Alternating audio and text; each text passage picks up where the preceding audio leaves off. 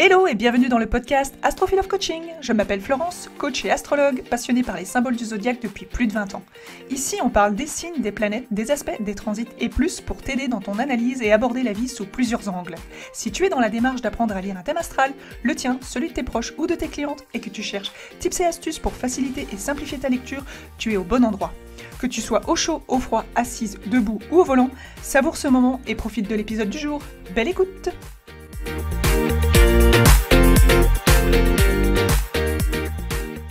Hello à toi et bienvenue dans ce nouvel épisode.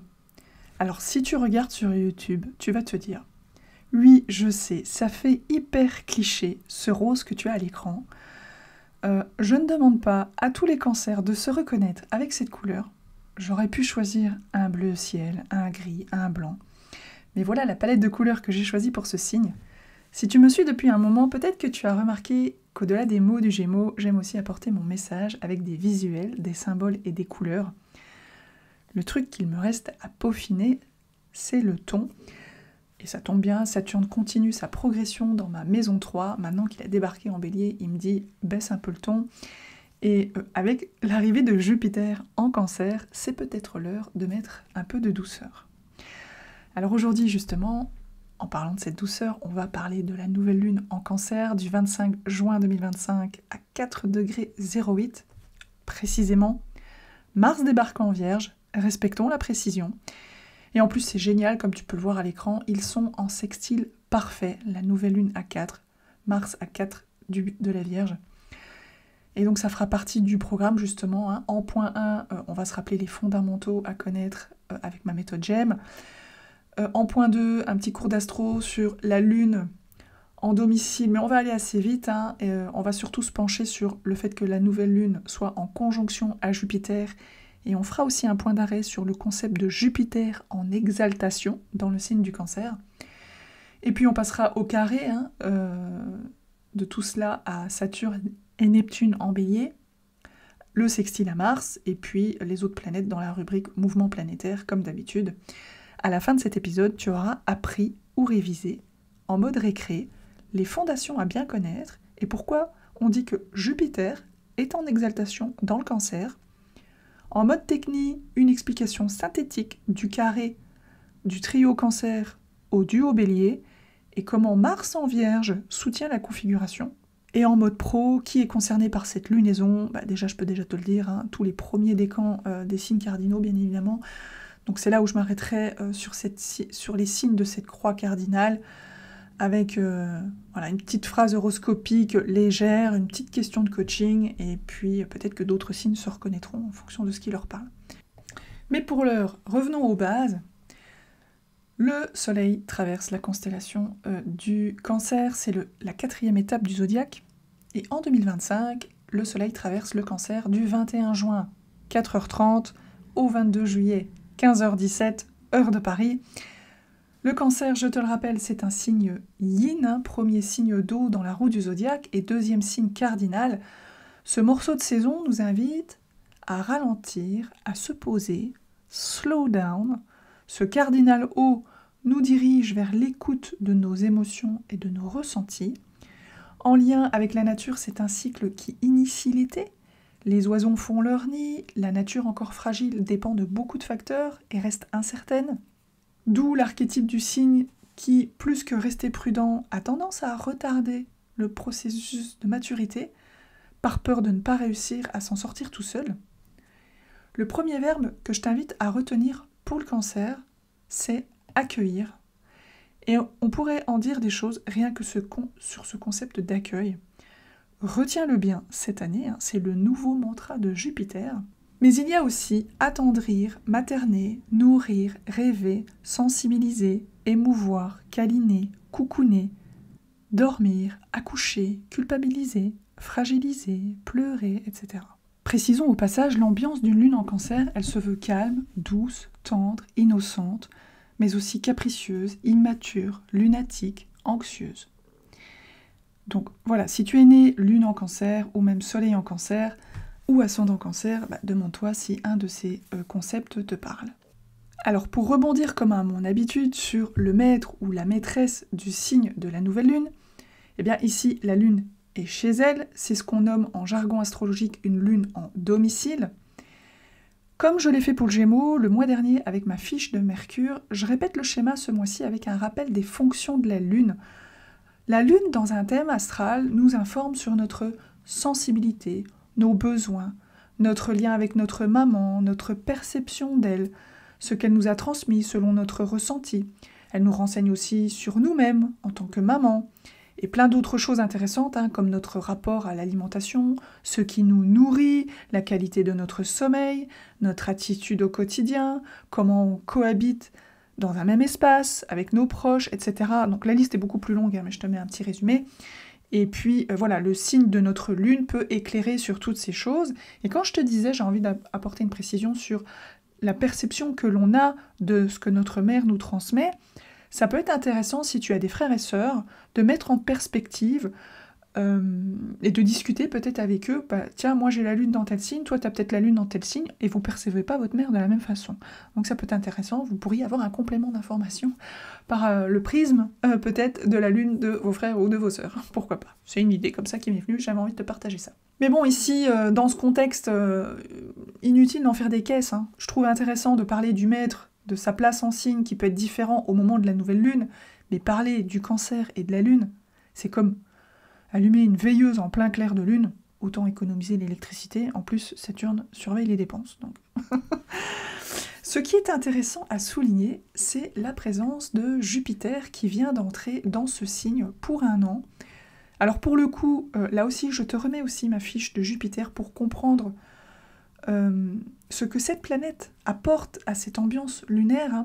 Je te rappelle, Jupiter nous informe sur la manière dont on s'intègre dans le groupe, la société, le masque social qu'on endosse de 7 à 45 ans. Il représente la chance, la protection, la croissance, le besoin d'expansion, etc. Et là, je peux même te laisser faire une pause si tu es sur YouTube et lire la liste.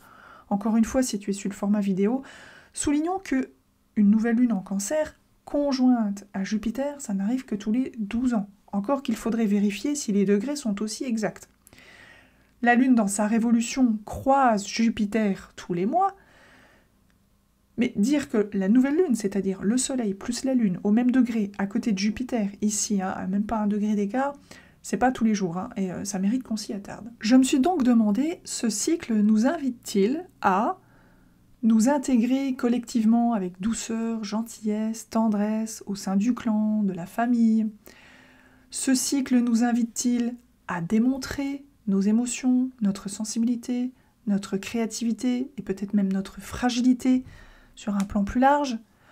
Est-ce l'opportunité d'une croissance, d'une expansion, de la chance, de la protection en lien avec des sujets Cancer comme la maison, le foyer, la famille, l'immobilier, les enfants, l'éducation des enfants, ça va bien pour le coup avec Jupiter, le langage du Cancer, le fait maison, l'arbre généalogique, apprendre de son passé et de ses origines, développer ses intuitions, son imagination, le langage des histoires, les histoires qu'on se raconte par rapport à nos intuitions, nos perceptions. Tout ça est très intéressant. Et puis n'oublions pas que Jupiter en Cancer, ici, c'est une planète en exaltation. Et on va s'arrêter sur ce concept de Jupiter en exaltation. D'abord, une différence entre le domicile et l'exaltation. Le signe domicile, donc je te rappelle, on vient de le parler, on vient de le dire, le signe domicile de la Lune, c'est le Cancer. Si tu cherches le domicile du Soleil, c'est le Lion, ce sera pour le mois prochain. Mercure, c'est le Gémeaux. Vénus, c'est le Taureau et la Balance. Mars, c'est le Bélier. Donc ça, ce sont les signes en domicile. Le domicile de Jupiter, c'est le Sagittaire. Et puis, il y a ces signes en exaltation.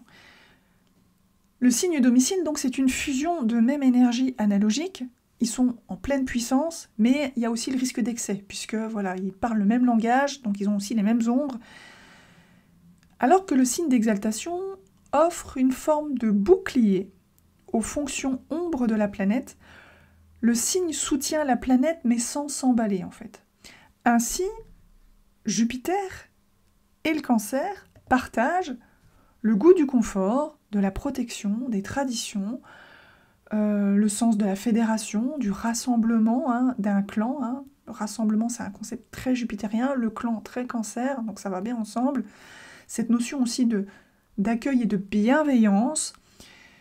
Ce qu'apporte le Cancer à Jupiter, c'est un yin nourricier pour équilibrer le yang du Sagittaire, si on pense au domicile, une teinte féminine au patriarcat masculin, l'eau sensible pour arrondir les angles du feu ambitieux, et surtout une direction intuitive qui canalise le toujours plus loin, toujours plus haut de Jupiter dans une intention plutôt cardinale au lieu d'une dispersion mutable. Donc tout ça est fort intéressant et clin d'œil à toutes mes clientes de l'astro récréative.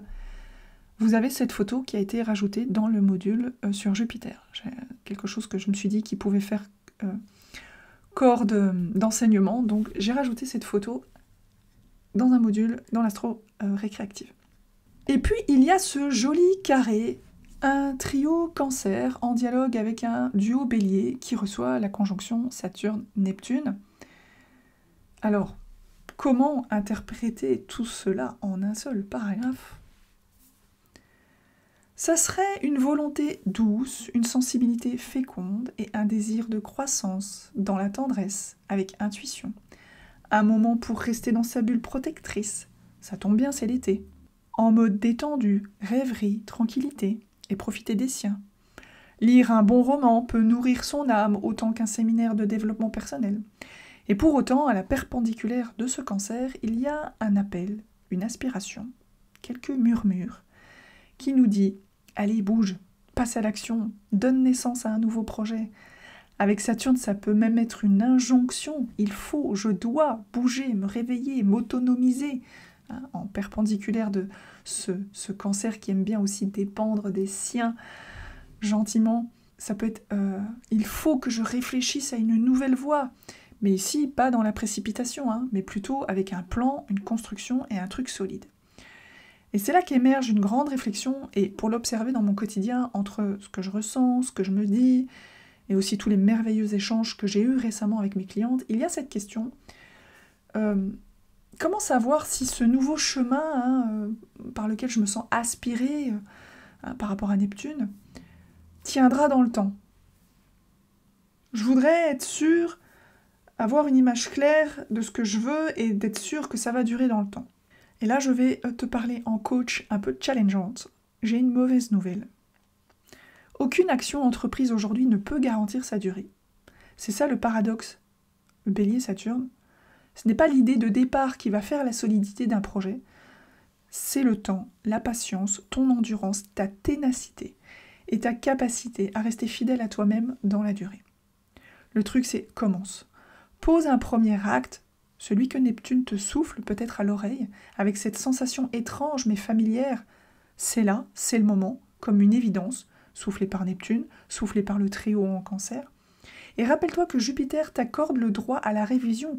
La marche arrière est permise, les ajustements aussi dans le signe du Cancer. Tu peux avancer en mémoire de ton passé, en tirant leçon de ce que tu as vécu, mais aussi en incarnant quelque chose de neuf, de nouveau, qui correspond à ton identité, mais aussi de tendre, de juste. Voilà, il y a cette notion peut-être de naissance qui va émerger. D'ailleurs, c'est un mot commun qu'on peut attribuer autant au Bélier au Cancer, la naissance d'une saison, la naissance d'un cycle, quelque chose qui vibre au présent et qui pourrait un jour peut-être devenir ton avenir fidèle. Finalement, pour résumer cet aspect, vivre ce carré, c'est un peu comme coudre le fil. Là, la couture, c'est aussi un petit clin d'œil au Cancer. Vivre ce carré, c'est un peu comme coudre le fil du futur avec le tissu du passé, avec quelques appréhensions, certes, en espérant que la couture tienne, mais en osant quand même faire le premier point. Et pour ma part, moi je ressens cette énergie aussi dans mon quotidien. J'ai cette envie profonde de m'engager dans un nouveau projet professionnel, retourner dans le salariat, pour me garantir aussi une sécurité plus que financière, mais aussi émotionnelle. Ça va avec cette énergie Cancer, la sécurité, la stabilité aussi pour mon émotionnel. Tout en gardant l'astrologie à mes côtés, pas question de l'abandonner, elle est une part essentielle de moi.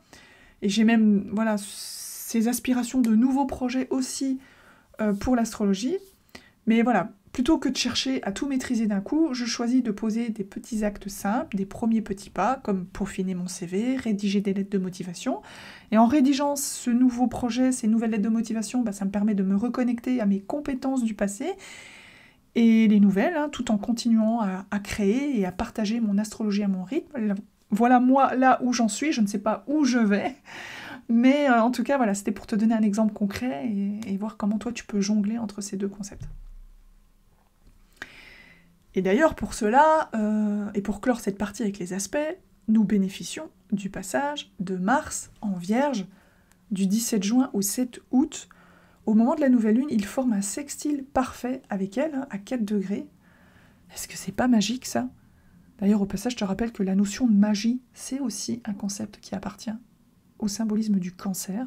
Un sextile, je te rappelle, c'est un aspect de construction harmonieuse entre deux éléments du même genre. Ici, la terre et l'eau, calmes, réceptifs et réfléchis. Ils s'unissent pour tisser une belle alliance entre intuition et concrétisation, entre imagination et mise en pratique. La Vierge offre au Cancer une part réalisatrice, logique, méthodique, tandis que le Cancer offre sa douceur indulgente au regard pointilleux de la Vierge qui se dit « c'est jamais assez parfait ». Et je trouve même que Mars en Vierge peut très bien soutenir le duo en Bélier, même si ces signes, Bélier et Vierge, ne semblent pas avoir de points communs a priori. Il n'empêche que la planète de l'action, au pays du bien faire, peut formidablement servir la maturité en process des prochaines actions rêvées. Mars en Vierge apporte ici le filtre des priorités. Imaginer, créer, prioriser, avancer. Et ça peut, voilà, et une fois que tu avances, tu peux aussi, il faudrait imaginer cela comme un process qui recommence. Une fois que tu as posé tes premières actions, rien ne t'empêche de faire marche arrière, de te reposer, de revenir au calme, à de nouvelles intuitions, et puis te réajuster, redéfinir de nouvelles priorités, reposer des nouvelles actions, et ainsi de suite. Donc voilà, il faut imaginer, ça peut faire un schéma comme ça, où il y a une courroie qui circule entre la créativité, les priorités, les petites tâches, les actions, la spontanéité, la nouveauté, etc. Voilà en gros mes premières idées d'interprétation, là où j'ai eu envie de mettre mon focus sur cette nouvelle lune en Cancer. Alors, qui est concerné? Particulièrement les premiers décans, bien évidemment. Je me suis arrêtée sur 4 signes pour vous donner des clés et des questionnements qui peuvent peut-être vous aider, à vous de voir si ça vous parle. Bon, là je dis vous, et puis je vais rebasculer dans le tu, parce que voilà, je suis un peu girouette. Cancer, c'est ton moment, profites-en, tu as le droit de rêver grand, mais sors aussi de ta coquille. Quel premier petit geste pourrais-tu poser tout en restant rassuré, pour équilibrer cette part Cancer et cette part Bélier? Capricorne, avec Mars en trigone, tu agis avec méthode et précision, mais prends aussi le temps de ressentir.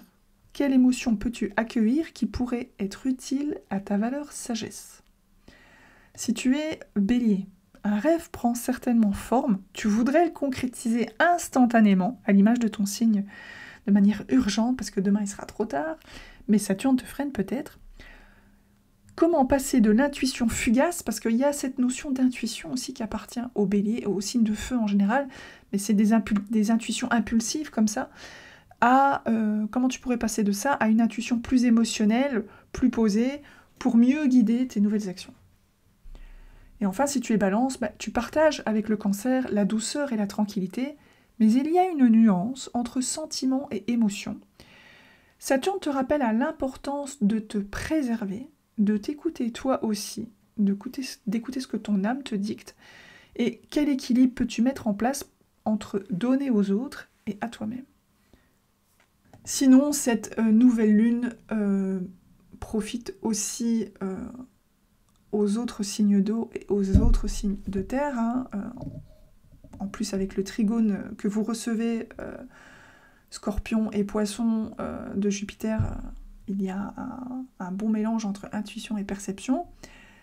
Si tu es Vierge ou Taureau, c'est bon pour toi aussi, naturellement. Si tu es Lion ou Sagittaire du premier décan, Saturne t'aide à construire un nouveau leadership. Mais ça te concerne surtout cette année si tu es vraiment dans cet espace entre 0 et 2 degrés maximum, puisque On va le voir après dans les mouvements planétaires, on est dans une quinzaine où Neptune va déjà rétrograder, donc il ne va pas aller plus loin que 2 degrés.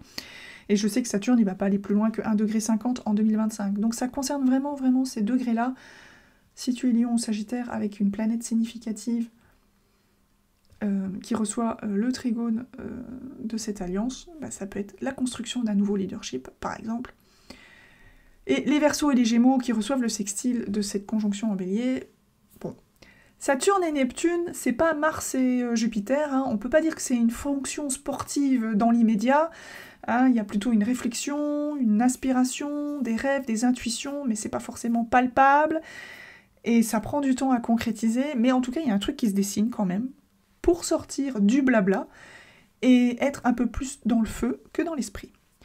Voilà pour cette nouvelle lune. Concernant les mouvements planétaires jusqu'à la prochaine pleine lune, le 17 juin, on a ce Mars qui rentre en Vierge, hein, qui va y rester jusqu'au 7 août. Le 21, c'est le Soleil qui débarque en Cancer. Juste derrière, le 25, on a cette fameuse nouvelle lune à 4 degrés. Chose que je n'ai pas évoquée, mais on aura le temps d'en reparler, notamment la nouvelle lune en Lion peut-être. Hein. Le 26 juin, Mercure entre en Lion. Bon, vous savez que Mercure, il reste plus ou moins 15 jours dans un signe, sauf que là, il y a une nouvelle rétro à venir en Lion.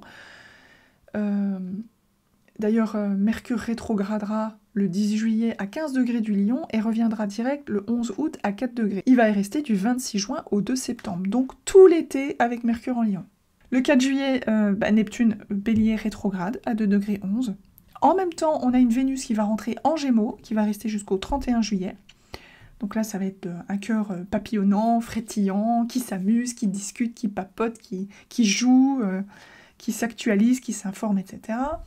Juste derrière, c'est Uranus qui rentre en Gémeaux. Et donc ça aussi, c'est le grand mouvement, en plus de Neptune et Saturne en Bélier, c'est le grand mouvement de l'année. Hein. Uranus qui rentre en Gémeaux, qui va faire sa première incursion, qui ne va pas non plus aller plus loin que le 1er degré, qui va rétrograder, et qui retournera en Taureau au mois de novembre. Donc ici, Uranus va rentrer en Gémeaux, il va rester jusqu'au 8.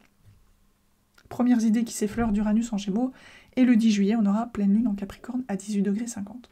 L'actualité d'Astrophilosophe, tu peux réserver une séance ou un pack de séances de coaching ou une analyse de thème. Note que le calendrier de réservation actuellement affiche des rendez-vous uniquement à 20h, car je suis dans une recherche active pour un emploi salariat et je veux garantir ma disponibilité en cas d'entretien. Toutefois, au moment où je te parle, je suis toujours à la maison, donc on peut s'arranger et se rencontrer en journée, sous réserve d'un appel d'un recruteur de mon côté. Donc ça, on peut s'écrire, hein, on peut s'appeler. C'est aussi une des raisons pour lesquelles j'ai aussi décidé d'arrêter le programme L'Intimity du Zodiaque pour me donner de l'espace et aussi réfléchir à une nouvelle offre, plus alignée avec la métamorphose d'Astrophilosophe à venir. Je te fais un teasing Saturne, Neptune, Bélier, il y a un appel pour la naissance de quelque chose. Mais à l'image de Saturne, cela a besoin d'être réfléchi, planifié, architecturé et aligné avec celle que je deviens. Il reste aussi de la place pour le week-end en présentiel. Hein. Je te laisse toutes les informations avec le lien dans la description. Et puisque la Lune est à l'honneur en domicile ce mois-ci, et si tu me découvres dans cette vidéo, pense à télécharger ton calendrier lunaire offert.